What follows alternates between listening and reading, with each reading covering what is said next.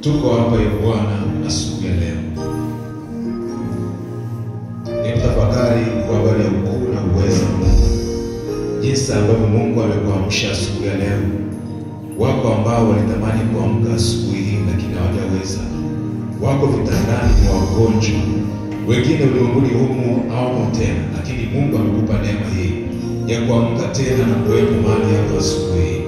Ni neema ya kipekee. Ni neema ya kipekee. Tamani Mungu akuguse katika siku ya leo. Inawezekana kuna mizigo imekulemea kwa muda mrefu, lakini Yesu anaita akisema njoni kwangu nyote mnaolemewa na mizigo, nami nitawapumzisha. Kataa hali ya uwezo.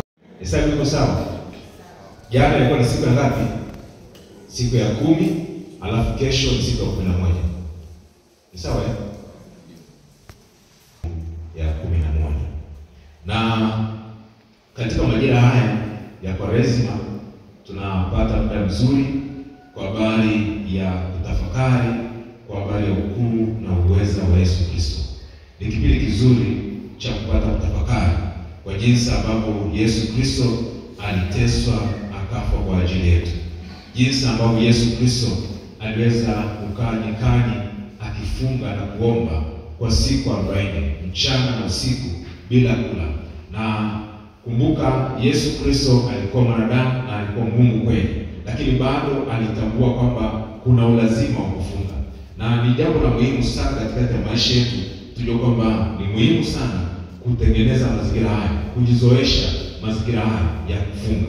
Na kuna watu wengine ambao anakaa Januari mpaka Disemba hajawahi kufunga hata siku moja. Kufunga ni jambo la muhimu sana. Kwa hiyo endelea kujizoesha taratibu, lakini zaidi sana tupate muda wa kutafakari. Tunaposema kwa habari ya kutafakari, kuna watu wengine pia hawaelewi sana kwa nini tunasema kwa habari ya kutafakari. Kutafakari kwa habari ya mateso ya Yesu Kristo. Kutafakari maana yake ni nini? Maana yake ni pale ambapo unapata muda wa utulivu. Kutafakari kama mtu ambaye anawaza, si ndio? Kama mtu ambaye anawaza jambo fulani. Sasa badala ya kuwaza kwa habari ya madeni, kuwaza kwa habari ya watu wananisumbua, unawaza kwa habari ya Yesu, jinsi ambavyo alikufa msalabani. Ni wapo ushuhuda. Nguvu iliyoko ndani ya kutafakari. Mwaka 2005, wakati nilikuwa naishi mjini. Vijana sana naishi yetu. Na siku moja, unajua sasa hivi kuendesha sio? Natoka nje na kuingia. Nimefika saa 8 nikiwa chooni. Ghafla nikapata kwenye akili yangu tu nikaanza kufikiri habari za Yesu. Sijui kweli lakini nikafikiri nikaanza kufikiri. Alafu najua nilipotoka nikaingia ndani nikalala, nikashtuka na asubuhi. Kilichotokea nini? Si kama niliomba, lakini Mungu aliachilia neema, nikaanza kutafakari na kufikiri. Kile nilichofikiria ndicho kitu ambacho kitakujaza katika maisha.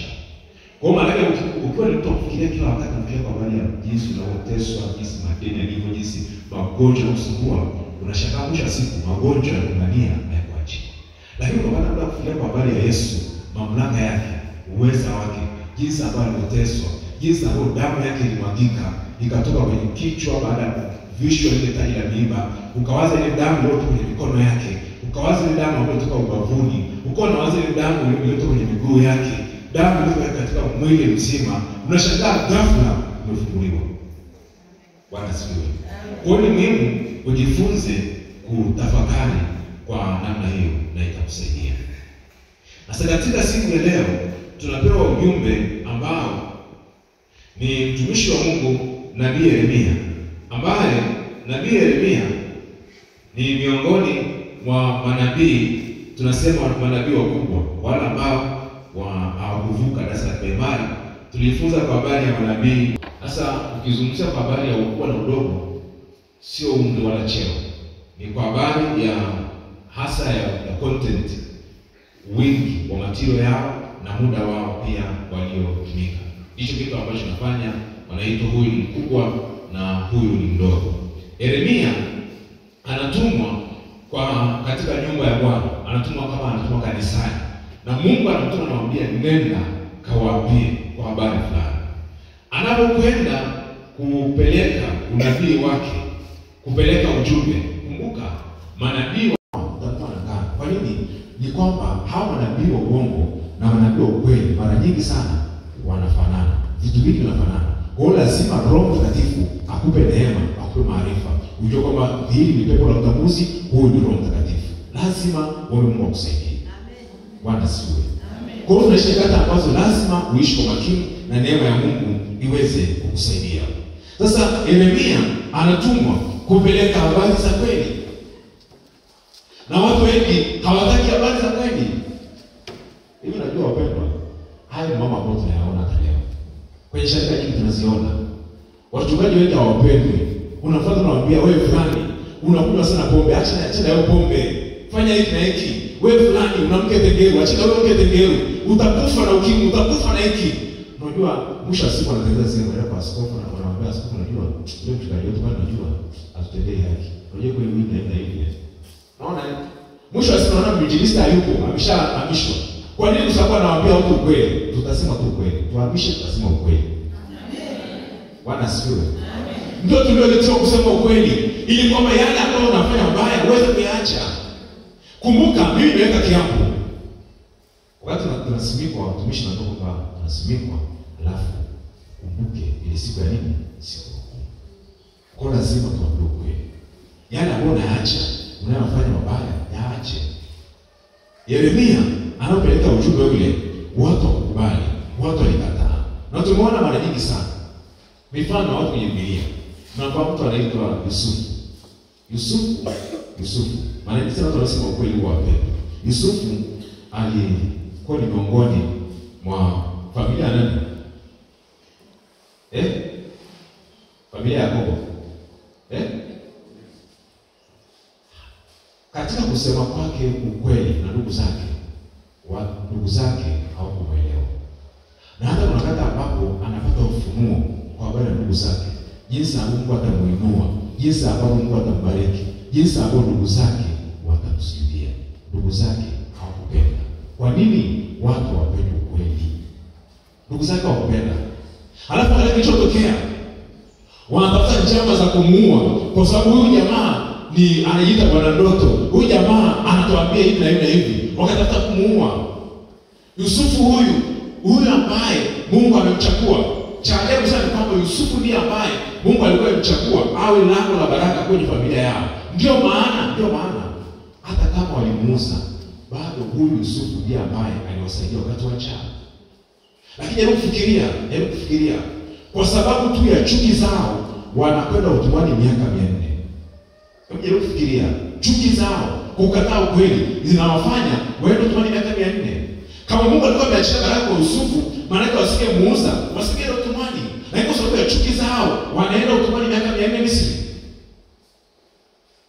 Ile zao ya familia yenu kuna mtu ambaye Mungu amempa neema, alafu unamchukia bila sababu. Kumbe huyo mtu ndiye ambaye alikuwa sababu ya yeye kufanya kwenye familia yenu. Kuna watu wengine kwenye familia mpaka wengine wameuawa, wengine wamelishwa sumu wamekufa. Kumbe ndio Mungu alikuwa ameweka wainue, wawe matajiri, lakini kwa sababu ya wivu, mtoto fulani amepewa sumu, mtoto fulani amefanya kichaa, amekataa shule. Kumbe huyo ndiye Mungu ambaye alikuwa amemuinua kwenye familia yenu, ikamuua. Ni wangapi wao kwenye familia wamepewa sumu na si habari zao? Ni wangapi walikuwa wanasoma alafu ghafla hawataki tena shule kwa sababu mtu matendo yamefanyika mabaya kwa sababu ya wivu? Kumbe Mungu alikuwa ameandaa msaada kwa familia alafu mkausukumia mbali. Tafakari kwa habari ya jinsi ambavyo walimsukumia mbali Yusufu. Kumbe ndiye mtu ambaye alikuwa msaidia. Nadhani kuambia kwamba iko neema ya Mungu. Hata pale ambapo kusukumia mbali, lakini hiyo neema ya Mungu itakuacha. Ndio maana Yusufu pamoja kwamba alisukumiwa mbali, wakamtumbia kule kisimani, baadaye akaenda kule kwa Potifa, baadaye akaenda gerezani, lakini Bwana alimwinua kwa wakati wake. Na bado Bwana alimsaidia, akasema ni nafasi yake, akaisaidia familia yake. Mungu asaidie. Amen. Lakini pia tunaona kwa habari ya mama mwingine anaitwa Herodia, ambaye Yohana anapeleka ujumbe kwake. Unajua sasa hivi watumishi wa Mungu wanapita mazingira magumu sana. Anapeleka ujumbe kwa huyu mama. Anaambia mama, na hasa anaongea na Herode kwa jinsi ambavyo anatembea na mke wa mtu. Sasa ile habari zikamchukiza. Kwa wakati tunamna ambapo hata watamdhibiti huyu mtumishi ameleta ujumbe.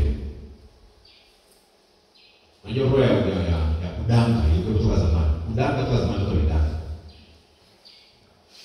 Kwanza vile kwa ujumbe anaambiwa achana huyo mtu, ni mke wa mtu, achana naye.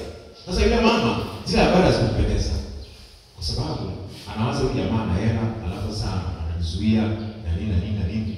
Kwa hiyo imefika siku ya siku binti yake anafanya vizuri mbele ya mfalme, alafu anamwambia sasa, hebu niambie nifanye kitu gani kizuri zawadi nikupe, hata nusu ya ufalme nitakupa. Alafu anaenda kwa mama anamwambia, mama, mfalme amesema chochote unachotaka atanipa, hata nusu ya ufalme. Mama anamwambia, amwambie akupe kichwa cha Yohana, akupe kichwa cha Yohana, kwa sababu Yohana anamtibulia mchepuko wake.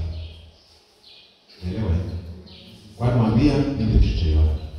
Na kweli kwa sababu alishaahidi mfalme, wakaenda gerezani, wakachukua Yohana, wakamkata kichwa, wakapelekea kichwa kwenye sinia. Kilimsaidia pia maisha yake. Wivu unafanya watu walikuwa maskini kwenye nafasi ya kuwa matajiri na kupata fedha nyingi, anakuwa kichwa cha Yohana. Kwa ajili ya nini? Alienda kula kunywa supu. Kilimsaidia nini? Kwa hiyo unaweza kushangaa katika wivu unafanya maamuzi ya hofu hapa na maana yote. Lakini huyu anakata kichwa kwa sababu tu alisema ukweli. Mungu asaidie. Mungu asaidie. Lengo la ukweli siku zote, kama Yeremia ambapo anatumwa, ni ili kusaidia watu, ni ili kuwaponya watu, ni ili watu waweze kugeuka, watu wapate kuuisha tena kwa upya, watu waache mambo yao mabaya, wamrudie Kristo, ili kwamba aweze kuyatengeneza maisha yao. Wapendwa, katika somo hili ambalo Yeremia analitoa, katika ujumbe huu ambao Yeremia anautoa kwa lengo la kuhakikisha kwamba Mungu wetu Mungu anayesema kweli. Lakini pia unabii unapokuja kwetu, sio wakati wa kumchukia mchungaji aliyekwambia, sio wakati wa kumchukia mjinsi aliyekuchukia. Ukisikia ujumbe umekugusa, nenda katubu.